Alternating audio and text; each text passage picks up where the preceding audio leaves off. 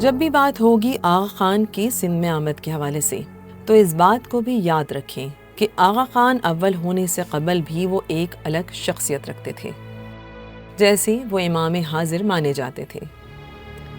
تاریخ بتاتی ہے کہ اسماعیلی شیعوں کو مصر میں 9ویں اور 10ویں صدی میں ظلم و ستم کا نشانہ بنایا گیا۔ ان کی اسماعیلی ریاست کو فاطمی خاندان کے نام سے جانا جاتا تھا، جسے عباسی خلافت کے ذریعے 1171 میں تحلیل کیا گیا تھا۔ اس کا نتیجہ یہ نکلا کہ اسماعیلی مشرق وسطی میں پھیل گئے اور اسماعیلیوں کی بڑی تعداد ایران منتقل ہو گئی۔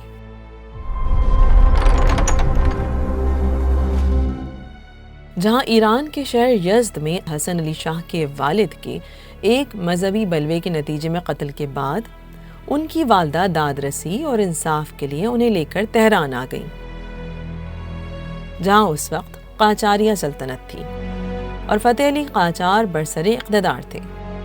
انہوں نے نہ صرف ان کی داد رسی کی بلکہ محل میں انہیں جگہ بھی دی۔ بعد ازاں آغا حسن علی شاہ کے بہترین طور اتوار کو دیکھ کر انہوں نے اپنی بیٹی کا عقد بھی ان کے ساتھ کر دیا، جس کے نتیجے میں انہیں آقا خان کا لقب ملا۔ فارسی میں قاف کو غین کے تلفظ میں پڑھتے ہیں، اس لیے یہ آغا خان بولا اور پڑھا گیا، جس کا مطلب جناب یا محترم کے ہیں۔ فتح علی قاجار کے زمانے میں انہوں نے حکومت کی جانب سے کافی اہم محاذوں پہ جنگیں لڑیں، پٹھانوں کو شکست دی اور بلوچوں کو کرمان اور دیگر علاقوں سے نکالا، جس کے بعد یہ بادشاہ کے اور مقرب ہو گئے۔ بادشاہ کی جانب سے انہیں ایران میں قم کے قریب محلات نامی مقام پر جاگیروں سے بھی نوازا گیا، یوں یہ محلاتی کہلائے۔ لیکن فتح علی قاجار کے انتقال اور ان کے بیٹے محمد علی قاجار کے اقتدار میں آنے کے بعد محل میں آغا خان اول کے حاسدین نے سر اٹھانا شروع کر دیا۔ محمد علی قاجار وہ حکمران بن گئے اور محمد علی قاجار کے ان سے تعلقات بہت زیادہ اچھے نہیں رہے۔ شروع میں بہت اچھے تعلقات تھے، لیکن جو اس کا صدر اعظم تھا، جس کو وزیر اعظم آپ کہہ لیجئے، آقاسی نام تھا اس کا، آقاسی ان کو پسند نہیں کرتا تھا۔ اس کی بہت ساری وجوہات ہیں، ان میں سے ایک وجہ یہ بھی ہے کہ کوئی مذہبی اختلاف بھی ہے۔ ایک مسلک ہے نعمت اللہ، تو وہ اس کا ماننے والا تھا اور وہ ان کو اسماعیلیوں کو اس طرح سے پسند نہیں کرتا تھا۔ تو یہ کہا جاتا ہے کہ بھئی اس کے ان سے چونکہ مذہبی اختلافات تھے تو اس نے محمد علی شاہ قاجار کے کان بھرنے شروع کر دیے ان کے خلاف، اور اس نے گویا یہ اس کو بتایا، یہ سمجھایا کہ اسماعیلیوں کے مذہبی پیشوا تو ہیں ہی، ان کے پاس نہ صرف یہ ہے کہ ایک روحانی طاقت ہے یا مذہبی طاقت ہے، ان کے پاس فوجی طاقت بھی ہے، تو یہ تمہارے لیے بڑا خطرناک ہو سکتا ہے، اور کل کلا کو یہ اپنی پوری طاقت سے تم پہ اٹیک کر کے تمہیں اس تھرون سے گرا سکتا ہے، اس تخت کو چھین سکتا ہے تم سے تہران کا۔ تو وہ ان سے اتنا دل شکستہ ہو گیا تھا، یا اس کو ان کی طرف سے اتنی بدگمانی ہو گئی تھی کہ اس نے گویا ان کو موت کی حد تک ان کو تنگ کرنا اس نے شروع کر دیا تھا، اور آخرکار انہوں نے سوچا تھا کہ اگر میں یہاں رہا تو شاید مجھے خاندان کے ساتھ یہ نیست و نابود کر دیں۔ تو پھر انہوں نے وہاں سے ایران سے نکلنے میں بہتری سمجھی اور انہوں نے یہ کہا کہ میں حج کے لیے جا رہا ہوں، آپ مجھے حج کے جانے کی اجازت دے دیں۔ جب آغا خان ایران سے چلے تو حجاز کی طرف نہیں گئے۔ قاجار خاندان کے ساتھ تناؤ کے بعد اسماعیلیوں کو افغانستان جانا پڑا، جو اس وقت سلطنت فارس کا حصہ تھا، جہاں برطانیہ کے ساتھ ان کا اتفاق ہوا۔ مارچ 1839 کے اواخر تک برطانوی افواج درہ بولان عبور کر کے کوئٹہ پہنچ چکی تھی، جہاں سے انہوں نے کابل کی طرف سفر کیا۔ 1841 میں حسن علی شاہ قندھار کے قصبے میں پہنچے، جس پر اینگلو انڈین فوج کا قبضہ تھا۔ اینگلو افغان جنگ کے سالوں کے درمیان ہی آغا خان اول اور انگریز سرکار کے درمیان ایک قریبی تعلق پیدا ہوا۔ اینگلو افغان جنگ 1842 میں ختم ہوئی۔ برطانوی افواج کا اگلا ہدف تھا جنوب کی طرف، جہاں انہوں نے رخ کیا بلوچستان اور پھر سندھ کا۔ اب یہ سوچ لیا جائے کہ یہ وقت ہے 1842 کا اور اس کے آخری مہینے چل رہے ہیں۔ بلوچ قبائل انگریز سرکار کے لیے مشکلات پیدا کرنے لگے۔ وہ حیدرآباد سے کراچی جانے والے رستے پر انگریز سرکار کا سامان لوٹ لیتے۔ اسماعیلی افواج نے میانی کی لڑائی میں انگریزوں کی مدد کی اور مقامی قبائل تالپور، گبول، کلمتی اور جوکھیوں کو کچل ڈالا۔ 29 فروری 1843 میں چارلز نیپیئر نے اپنی ڈائری میں لکھا، I have sent the Persian prince Aga Khan to Jerak on the right bank of the Indus.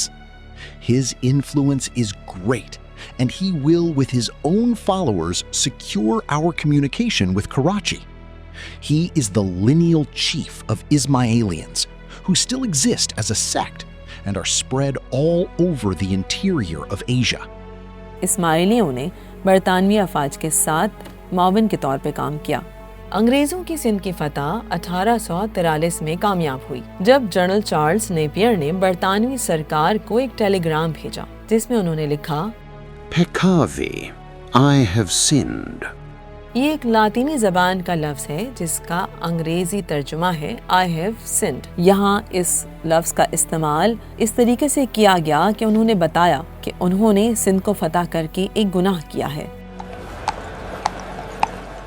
جرگ میں انگریزوں کی آمد سے پہلے اس کی آبادی تقریباً 1300 باشندوں پر مشتمل تھی، جو جاگیردار میر محمد تالپور کے وفادار تھے۔ چارلز نیپیئر کے دور میں حیدرآباد اور میرپور خاص کے درمیان کے علاقے ٹھٹھا، میرپور ساکرو اور گھوڑا باری آغا خان اول حسن علی شاہ کے پاس تھی۔ جو لوکل قبائل تھے جس میں گبول، کلمتی اور جوکیا، ان میں کچھ جو ٹھٹا کے سراؤنڈنگز میں جو لوگ آباد تھے ان میں کچھ انریسٹ ہو گئی۔ ان لوگوں نے کچھ شکوک و شبہات کا اظہار کیا جس کی وجہ سے کنفلکٹ پیدا ہوا اور مقامی قبائل نے حملہ کر دیا۔ جرگ میں آغا خان صاحب کی جو اسٹیبلشمنٹ تھی اس کا نام وہاں پر رکھ دیا گیا تھا محلات۔ جرگ میں آج بھی ان کی حویلی اپنی آب و تاب سے موجود ہے۔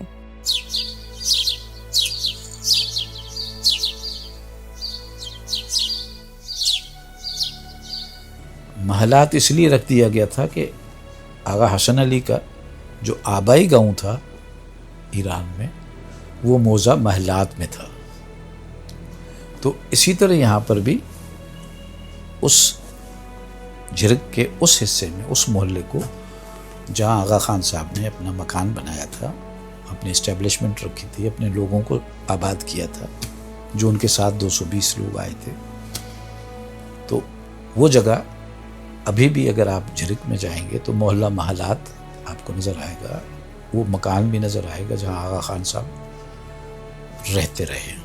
یہاں یہ سوال موجود ہے کہ جھرگ ہی کیوں؟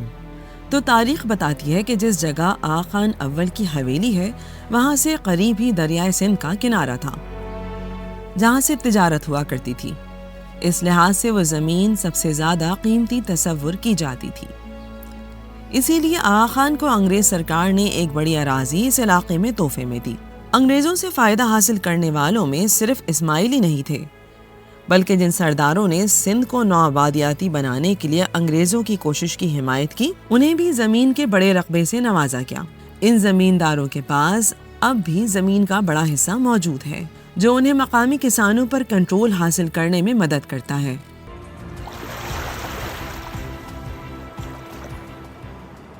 ہز ہائنس ون جو آغا خان ہیں یہ جرکن میں آئے تھے، اور وہاں کینجر جو ہے لیک ہے، تو ایک اچھا جگہ ہے جہاں اس طرف جرکن کے پاس دریا سندھ بہتا تھا، پورٹ تھا، ادھر وہ یہ تھا لیک تھی کینجر، تو یہاں بھی ان کا گھر ہے آغا خان ون کا۔ تاریخ دان یہ بھی کہتے ہیں کہ حضرت علی اس خطے میں آئے تھے، یہاں انہوں نے عقد کیا اور ان کی اولاد جو ہوئی ان کا نام ابو حنیفہ تھا۔ کہ حضرت علی آئے تھے اور یہاں جو محمد بن حنیفہ کی جو والدہ تھی وہ کچھ کہتے ہیں کہ وہ ہندو تھی، کچھ کہتے ہیں کہ وہ مسلمان تھی، پھر حضرت علی کے شادی کے بعد نیچرلی وہ مسلمان بن گئی ہوگی، اور وہ پھر اس میں سے جو اولاد ہوئی وہ محمد بن حنیفہ ہوئی، ٹھیک ہے نا۔ اس کا تعلق اس علاقے سے ہے، جمپیر سے۔ تو ایک تو یہ بات مشہور ہے، ٹھیک ہے، مگر اس کا ہسٹوریکل ایویڈنس بہت کم ہے۔ آغا خانی کمیونٹی سے تعلق رکھنے والے جہانگیر خالق دینا کے مطابق حضرت علی کے بیٹے حضرت حنیف ہے، یہ کہا جاتا ہے۔ یہ کہا جاتا ہے؟ ہاں بالکل کہا جاتا ہے۔ حضرت حنیف یہ جو ہے وہ تو مدینے میں ان کا انتقال ہوا ہے، لیکن وہ آپ کہہ رہے ہیں ان کا روحانی طور پہ دیکھیں نا، روحانیت تو ایک ایسی چیز ہے نا، روح تو زندہ ہے نا، وہ تو ایک بزرگ ہے، کہیں بھی جا سکتا ہے، اللہ سے کا اگر حکم ہو تو ہو سکتا ہے، کچھ نہیں بات ایسی جگہ ہم اپنے امام کو مانتے ہیں۔ شاہ ابھی کریم کا وصال ہوا تو شاہ امام بن گیا، تو کیا ہوا؟ ہم نے کہا ان کو ٹرانسفر ہو گیا نور۔ اور اب آ جائیں جھرک سے تقریباً 28 کلومیٹر کے فاصلے پر موجود مقام امیر پیر کی طرف۔ آئیے سب سے پہلے تو یہ جانتے ہیں کہ امیر پیر کا نام امیر پیر کیوں پڑا۔ وہاں کے مقامی لوگوں کے مطابق یہی وہ جگہ ہے جہاں آغا خان کے شہید ہونے والے سپاہیوں کی یادگار ہے، اور آغا خان اول جب اس جگہ آتے تو رستے میں ملنے والے سائلین کو سونے کے سکے دیا کرتے، اس لیے مقامی لوگ انہیں امیر پیر کہنے لگے۔ اس حوالے سے آغا خانی کمیونٹی کا موقف ہے کہ جب آغا خان نے جھرک میں آمد کے بعد اسے اپنا ہیڈ کوارٹر قرار دیا تو پوری دنیا سے ان کے معتقد ان کے لیے چڑھاوے لے کر یہاں آنے لگے، لیکن رستے میں انہیں راہزنوں کا سامنا رہتا تھا۔ ایسے میں گھوڑے پر سوار ایک بزرگ راہزنوں سے حفاظت کے لیے آتے تھے۔ امیر پیر پر میلے اور کمیونٹی کی آمد کا سلسلہ آغا خان اول سے شروع ہوا تھا، جو حاضر امام کی موجودگی میں بھی جاری ہے۔ امیر پیر جو ہے وہ آ کر یہاں پہ درویش بیٹھتا ہے، بزرگ جو بھی ہے، یعنی روحانیت میں ہے، کوئی فزیکل تو نہیں ہے نا، کوئی چیز فزیکل تو اس وقت جیسے ان کو امام کا لے کے آتے تھے تو بچا دیتے، وہ آ کے فزیکلی ان کے آگے کھڑا ہو جاتا تھا اور وہ بھاگ جاتے تھے ڈاکو، وہ یہ سیفلی کلاتے تھے۔ امام نے کہا یہ اس کا آستان ہے، آستان ہے تو ذرا میلہ لگ گیا۔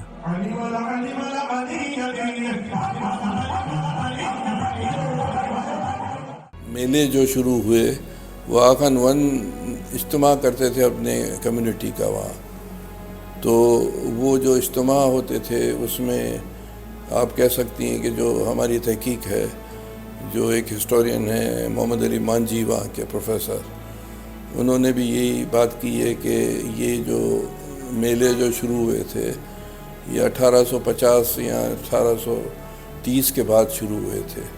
یہ ہوئی ہے شروع آغا علی شاہ سے میلہ، تو سلطان محمد شاہ کے وقت میں بھی چلتا رہا اور 72 ایئرس سے امامت کی، پھر شاہ کریم کے وقت بھی چلتا رہا، اس نے بھی تقریباً 67-68 ایئرس امامت کی، 67 ایئرس امامت کی ہے شاہ کریم نے۔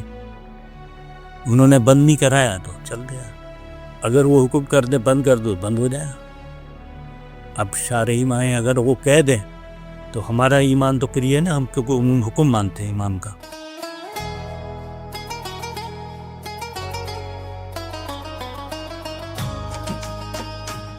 امیر پیر میں موجود غاروں میں نہ صرف آغا خان اول بلکہ آغا خان دوئم اور سوئم کی تصاویر اور ان کی نشست گاہیں بھی احتراماً رکھی گئی ہیں۔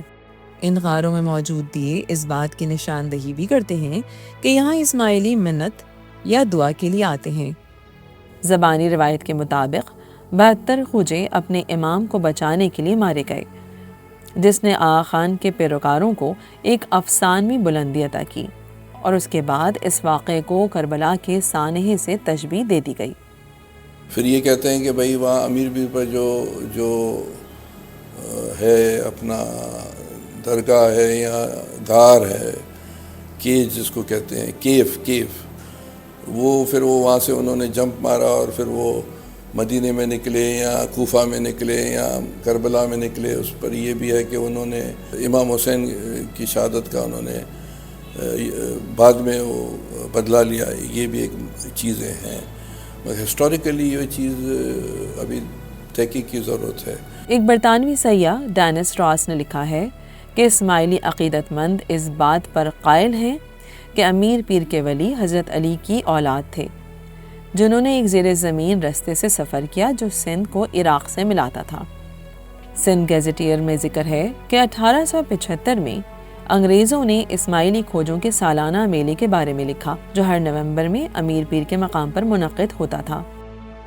یہاں ایک اور بات اہم ہے کہ اس خطے میں کھوجے پہلے سے موجود تھے، جو کہ بعد میں بٹ گئے، جن میں سے ایک فرقہ اثنا عشری کہلاتا ہے، جو امام غائب پر اعتقاد رکھتا ہے، جبکہ آغا خان دوئم پیر علی شاہ نے کھوجوں کو اسماعیلی فرقے کی جانب راغب کیا، جس میں امام حاضر کا تصور موجود ہے۔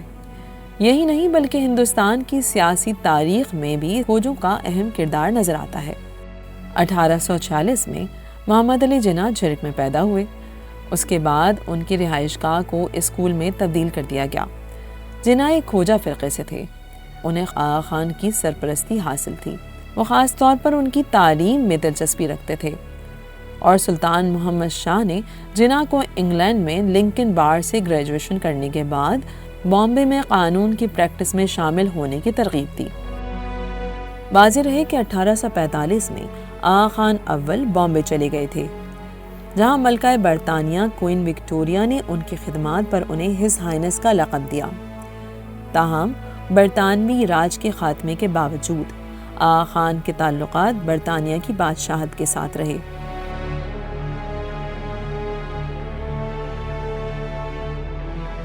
اس وقت کراچی میں بھی اسماعیلیوں کی بڑی تعداد آباد ہے، جہاں انہوں نے اپنے عبادت خانے بنائے ہیں جو جماعت خانے کہلاتے ہیں۔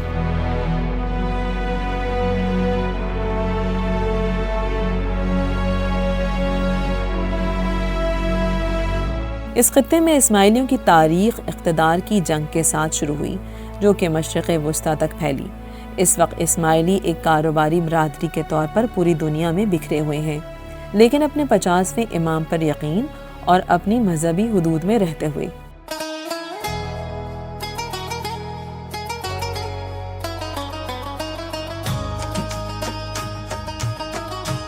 نازش ایاز، JB کنیکٹ، جھرک۔